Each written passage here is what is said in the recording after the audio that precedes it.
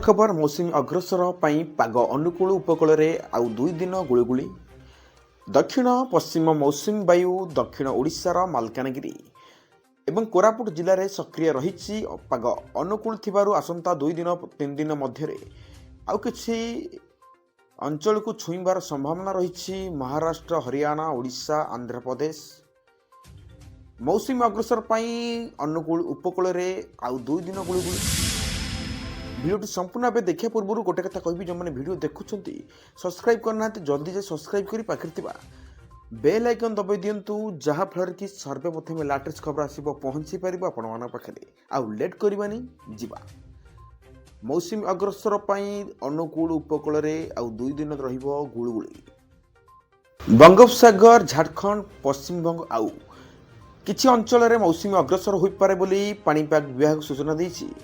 आभ्यंतरीण ओडिशा रे किछि अंचल में ग्रीष्म प्रभाव लगी रही बेले उपकूल में गरम एवं गुळुगुळि अनुभूत होछि। आसंता 2 दिन पर्यंत गरम एवं गुळुगुळि लगी रहिबो। बुधवार नुआपड़ा सर्वाधिक तापमात्रा 42.3 डिग्री रेकर्ड होता बेले बौद्ध 40.8 डिग्री, सुबर्णपुर 40.5, तितलागढ़ 41 डिग्री, बलांगीर 42.2, तालचेर 40, बारिपदा 41.4, भुवनेश्वर 36.6 एवं कटक 37 डिग्री रेकर्ड होती।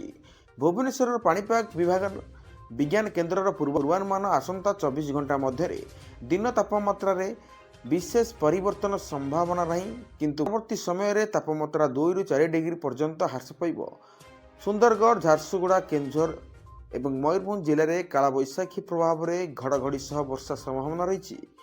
उपकूलवर्ती बालेश्वर, भद्रक, केन्द्रापड़ा, कटक, जगतसिंहपुर, खोर्धा एवं गजपति जिलार वायुमंडल उष्म रहिबा संभावना रही।